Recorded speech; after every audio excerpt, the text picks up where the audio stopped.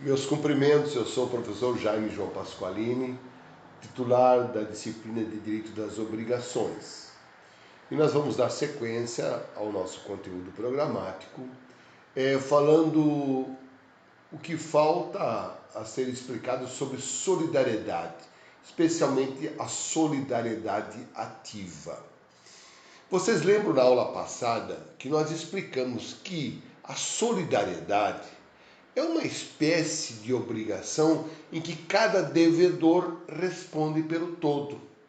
Ou seja, você faz um contrato emprestando dinheiro para duas pessoas. Vamos por 100 mil reais.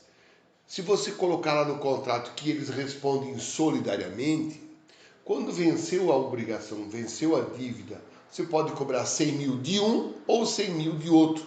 E não de forma dividida 50 de cada. Por quê? Porque você especificou que a obrigação é solidária. Solidariedade não se presume, ou está na lei ou está no contrato, como eu expliquei. Esse é um caso típico de solidariedade passiva, onde tem mais de um devedor. Mas vamos imaginar que tu e o seu irmão emprestam 100 mil reais para um cidadão. Repare, temos dois credores. Se não constar do contrato que são credores solidários, cada um só pode receber metade do que tem, ou seja, 50% para cada um. Dos 100 mil, cada credor só poderá receber a metade. Porém, se você constar do contrato que os credores são solidários, portanto, cada um pode ir lá e receber o todo. A solidariedade ativa é uma espécie de solidariedade pouco existente.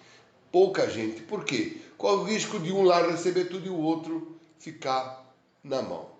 Há um caso de solidariedade ativa muito comum entre nós e você talvez não tenha se apercebido. As contas correntes bancárias, que na verdade não são contas conjuntas, nós chamamos elas de contas conjuntas. Mas quando você abre a conta num banco com mais de uma pessoa, você vai ver que tem um quadrinho lá esta conta é solidária, faz um X, ela deixa de ser conjunta e passa a ser solidária. Isso porque no passado o banco abria a conta conjunta e um cidadão foi lá e sacou todo o saldo existente, o marido, e a esposa entrou na justiça dizendo, olha, eles se separaram evidentemente, e ele havia sacado todo o saldo positivo que havia. E ela reclamou na justiça dizendo, poxa, é uma conta conjunta, não era solidária. Ele sacou, o banco pagou mais do que podia. E, portanto, o banco teve que pagar metade também para ela.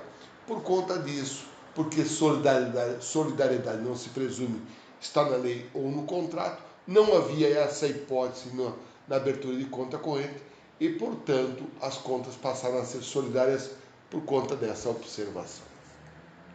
Encerramos assim o capítulo da solidariedade. Não se esqueça, ou está no contrato ou está na lei. Se não, cada um só responde pela sua cota à parte.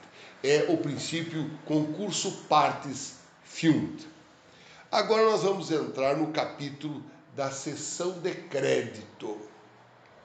O que é cessão de crédito, professor? É fácil. Primeiro nós vamos explicar que tudo que nós temos, via de regra, todos os bens e direitos que você tem podem ser alienados, podem ser vendidos, podem ser doados, correto? Se você tem um carro, você pode vender, você pode doar. Se você tem um imóvel, você pode vender, você pode doar. E se você tem direitos, como por exemplo, você tem para receber uma dívida, um crédito, você pode vender, pode doar. Cada tipo de bem ou direito tem a sua forma de transferência. Repare o seguinte, nós podemos ser proprietários de bens móveis e imóveis. Como se transferem os bens móveis? Os bens móveis se transferem via de regra pela tradição, pela entrega. Você entregou, ou você vendeu, ou você doou, ou você emprestou, enfim. São formas de transmissão. Quando você é detentor de bens imóveis, também tem a forma de transferência. Você pode doar, você pode vender. E qual é a forma correta de transferência de bens imóveis? Pela escritura pública registrada. Quando você pensar em vender bens imóveis ou doar bens imóveis, deve fazê-lo por escritura no cartório e registrada. Só isso, professor? Não, existem as exceções. Por exemplo, imóveis com valor inferior a 30 salários mínimos, os imóveis, os programas de habitação. Ah, professor, mas eu não posso vender o meu imóvel por contrato de gaveta? Pode também, né? É um compromisso de compra e venda, mas o correto é a escritura pública. E vale o contrato de gaveta, professor? Vale. E os direitos? Já falamos dos bens móveis e imóveis. E como é que eu transfiro os meus direitos? Repare o seguinte, se você for credor de alguém num valor de 10 mil reais e esse valor está numa nota promissória, você tem uma nota promissória assinada pelo devedor, pronto. Você pode transferir esse crédito para alguém? Pode, pelo endosso. Você entrega a nota promissória para a pessoa, assina no verso se ela for nominativa e você fez a transferência. Ou vendeu, ou descontou e você transfere. Porque a transferência de direitos representada por um documento chamado título de crédito, pode ser uma nota promissória, um cheque, uma duplicata, uma letra de câmbio, você transfere através do endosso. E professor, e se eu tenho para receber, por exemplo, o aluguel de uma casa, eu tenho um contrato de locação, eu posso transferir esse direito de receber aquele crédito? Pode. Já o instituto é o outro, não é do endosso, é da cessão de crédito. É o capítulo de hoje. A transferência de direitos não representados por título de crédito, mas representados por um contrato, eles são transferidos na forma de cessão de crédito. E o que pode ser cedido? Basicamente, todos os teus direitos de crédito podem ser cedidos. Apenas alguns, pela sua natureza, por conta da lei ou porque está convencionado que não podem ser cedidos. Vamos ver os créditos que, pela sua natureza, não podem ser cedidos. Os de direitos de família. Eu posso ceder, professor, o meu filho para alguém criar? Não pode. Existe um instituto próprio, né, do poder familiar. Você não pode ceder os direitos do teu filho, sobre o teu filho, para alguém criar ou coisa assim. Existem formas corretas. Eu posso ceder os meus alimentos, eu tenho para receber alimentos, eu posso ceder para o banco, fazer um desconto? Não pode. Alimentos não podem ser cedidos. Por quê? Porque a sua natureza o impede. Existem créditos que você não pode também ceder por conta da lei. Por exemplo, das obrigações de fazer, os direitos de preferência. Você é inquilino numa casa e você sabe que você tem o direito de preempção ou de preferência. Caso o proprietário, o locador queira vender, você tem preferência na compra desse imóvel. Mas você não pode transferir esse direito para terceiro, porque a lei veda a cessão de direitos de preferência. Você tem um mandato. Eu, como advogado, tenho um mandato seu para defender uma causa. Eu posso transferir, ceder, ou seja, subestabelecer? Não posso.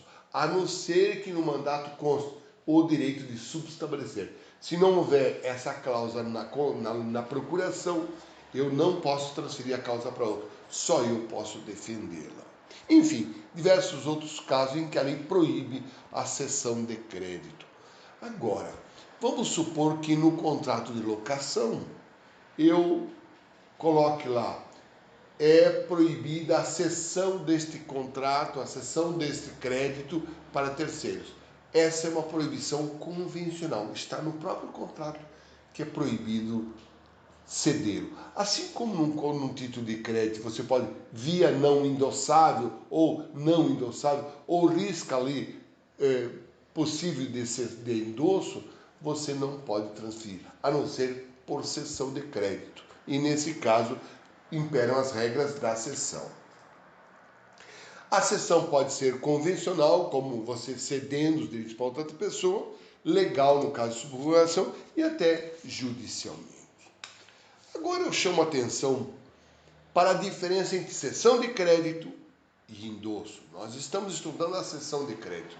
Já sabemos que o endosso é um instituto de direito cambial previsto para os títulos de crédito. Você quer transferir uma nota promissória vencida, porém não prescrita? Endossa, assina no verso e passa para frente, negocia e assim por diante. Quando se trata de contrato, O exemplo clássico do contrato de locação. Você alugou uma casa para alguém, e se alguém se compromete a pagar R$1.000 por mês de aluguel, eu posso ceder esse meu crédito, né, para você, para outras pessoas, para o banco? Pode sim, só que o instituto não é do endosso, e sim da cessão. A cessão tem que ser feita um termo: transfiro os direitos de crédito deste contrato para Cicrano. A cessão tem que ser escrita. Já o endosso basta a assinatura no verso, ou dizendo, ó, endosso para fulano, no máximo isso. E aí imperam lá o instituto do endosso. Quando se trata de contrato, é a cessão de crédito. Agora, repare o seguinte: quando você transfere um título de crédito, basta assinar no verso e entregar para o novo credor, o novo endossatário, e ele vai, no dia do vencimento, receber do devedor. Na cessão de crédito tem um instituto chamado de notificação. Antes de você receber essa cessão de crédito, se você for o cessionário, você notifica o devedor, dizendo: ô amigo, não paga para o antigo credor, paga para mim agora. É a oportunidade que tem o cedido de dizer: não recebe esse crédito porque eu tenho contas a ajustar por ele. Por isso que na cessão envolve 3 pessoas: o cedente, o cedido e o cessionário, aquele que recebe o crédito. Sem a notificação, o novo cessionário, o novo credor, corre um grande risco de perder o seu crédito. Enquanto que no endosso não, basta a assinatura e não precisa notificar o devedor. Mas o que mais nos chama a atenção na cessão de crédito é que o cedente, aquele que transferiu o crédito, tem apenas a responsabilidade nomen vero. O que é isso? Ele só responde pela autenticidade, pela veracidade do crédito. Mas se o devedor não pagar, ele não é responsável. Ele não tem a responsabilidade nomen bono.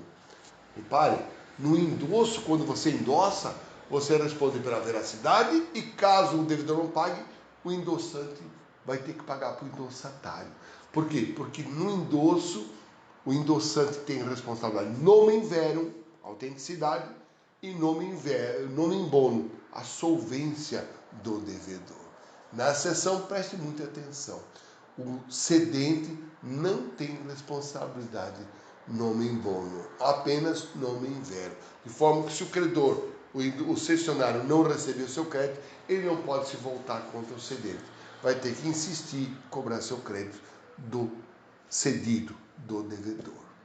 E assim nós encerramos esse capítulo da cessão de crédito. Na próxima aula, nós vamos estudar assunção de dívida, um novo capítulo criado no Código Civil de 2002. É quando substitui o credor e não o devedor. Ok? Muito obrigado.